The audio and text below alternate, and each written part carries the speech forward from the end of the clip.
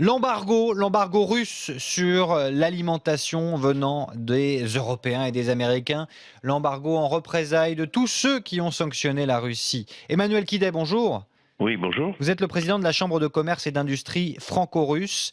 Les produits touchés désormais, la Russie qui ferme sa frontière pour le bœuf, la viande en règle générale, le poisson, le fromage, le lait, les fruits et légumes en provenance des États-Unis, de l'Union européenne et d'autres pays qui ont sanctionné les Russes pendant cette crise ukrainienne.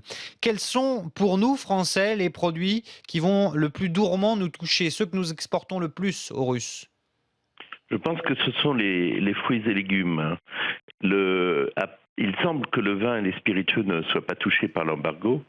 En revanche, il y a énormément d'importations en Russie de tout ce qui est fruits et légumes, ce qui risque de créer un problème majeur pour la France, mais aussi pour l'Europe, qui va se retrouver avec un surplus de production extrêmement important au sein des frontières de l'Union européenne. Oui, la crainte, c'est que cette marchandise, comme elle n'arrive pas en Russie, revienne vers l'Europe. On va avoir énormément de marchandises sur les marchés, et ce qui fait que les prix vont chuter, et c'est la grosse crainte.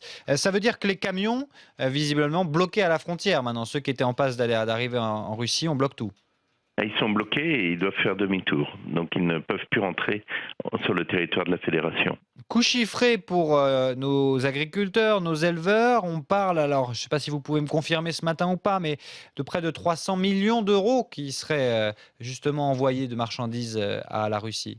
Oui, j'ai eu les mêmes chiffres que vous, donc j'imagine qu'ils doivent être faits parce que c'est de l'ordre à peu près aussi de 300-400 millions pour les vins spiritueux. Alors, on a des produits particuliers en fruits et légumes. On parle ce matin avec les reportages de la rédaction d'RMC des tomates, des poires, des pommes notamment aussi. Les Russes en sont de gros consommateurs. Ils le sont, ils importent en fait énormément de produits du monde entier. Donc, et l'Union européenne est l'un de leurs fournisseurs principaux. Donc, ils produisent finalement assez peu de fruits et légumes pour l'instant sur le territoire de la fédération. Donc, effectivement, tout ce que vous venez de citer sont des produits extrêmement importants. La Russie importe près de 35% de son alimentation. Vous dites qu'ils exportent énormément. On a justement ce chiffre. Euh, pour comprendre, et finalement, on entend aussi des voix en Russie de dire qu'ils s'auto-sanctionnent quelque part en se privant de ce qu'on a l'habitude de leur donner. Ah, ils vont s'auto-sanctionner parce que, bien évidemment, ils vont devoir remplacer d'une façon ou d'une autre et ils vont mettre du temps à trouver de nouveaux marchés. Encore que, bien évidemment, certains pays, tels que le Brésil, l'Argentine, seront ravis de remplacer l'Europe en la matière. Mais il faudra un petit peu de temps pour pouvoir remplacer ces marchés européens. Soit ils nous remplacent, soit on a entendu le Premier ministre russe, Dmitri Medvedev, dire que c'était une chance de faire le ménage dans les rayons des supermarchés et de pouvoir réinstaller au premier plan les produits russes. Et cela va prendre encore plus de temps parce que, bien évidemment, ils ont une agriculture qui n'est pas très performante aujourd'hui et sur laquelle ils doivent améliorer un certain nombre de choses.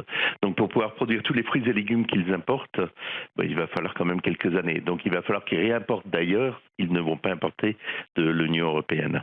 Est-ce que cette position est tenable? Pour la Russie, oui. Pour l'Union européenne, je n'en sais rien. Mais pour la Russie, oui, parce que les Russes ont l'habitude de faire des sacrifices. C'est un petit peu triste à dire, mais ils l'ont fait pendant des années. Ils l'ont fait ensuite après la chute du mur. Ils l'ont fait pendant la crise de 98. Ils l'ont fait un petit peu pendant la crise de 2008-2009 en Russie. Donc les Russes sont beaucoup plus habitués à nous à résister aux crises. Et donc, vous avez un peu le sentiment que les Européens, notamment, et avec les Américains, n'ont pas pris la vraie mesure des représailles que pourraient faire les Russes. C'est-à-dire qu'il y a eu des sanctions contre les principales banques publiques russes, les exportations d'armes, des sanctions extrêmement ciblées. Là, la Russie a trouvé un véritable moyen de nous embêter fortement et de nous coûter cher. Et c'est un moyen plutôt doux pour l'instant. Ils n'ont pas pris des représailles très très fortes. Mais je pense que l'Union européenne ne s'est pas rendue compte d'une chose, c'est qu'en mettant des sanctions à la Russie, elle sanctionnait certes l'économie russe, mais elle se sanctionnait elle-même. Et avec les représailles russes, c'est une double sanction qui arrive pour l'Union européenne et qui va nous coûter très très cher. Si vous dites qu'on est à l'étape douce, quelle est l'étape d'après? Ils peuvent sanctionner, c'est le gaz et le pétrole, qui serait catastrophique pour l'Union européenne, parce que là aussi, il faudrait beaucoup de temps pour pouvoir remettre en place de nouvelles sources de production. Là, globalement, la France s'en sortirait un peu mieux parce qu'on est un peu plus indépendant que ne peuvent être des pays comme la Pologne ou l'Allemagne, par exemple, face au gaz russe, non? Vous avez raison vous avez raison pour l'instant. Tout ce qui a été fait touche un petit peu moins la France dans l'Union européenne que les autres pays. L'Allemagne, je crois, va être beaucoup plus touchée que nous par les importations de fruits et légumes. Et s'il y On a vend moins aux effectivement... Russes, les Français vendent un peu moins aux Russes. C'est-à-dire qu'il y a des professions qui sont très ciblées, on en a parlé, poire, pomme, tomate. Globalement, les producteurs de porc souffraient déjà parce que ça fait un an qu'il y a embargo. Mais globalement, c'était pas un de nos marchés prioritaires, la Russie? Oh, la Russie est un de nos marchés prioritaires puisque la France est le second investisseur étranger en Russie. Mais en matière d'agroalimentaire, en fait, si vous regardez bien, les entreprises agroalimentaires françaises sont très présentes en Russie. Elles sont déjà implantées, elles produisent sur place.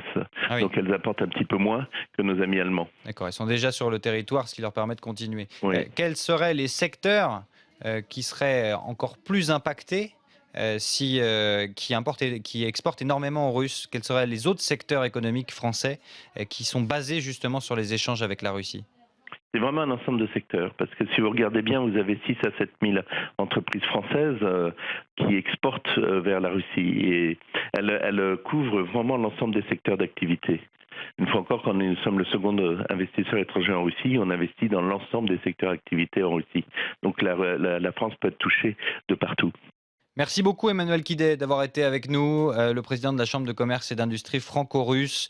Hier, donc, le Premier ministre Dmitri Medvedev a annoncé l'interdiction totale de la plupart des produits alimentaires en provenance d'Europe et des États-Unis, en provenance de tous ces pays qu'il avait sanctionnés suite à la crise ukrainienne. Il est 7h48, vous êtes sur RFI.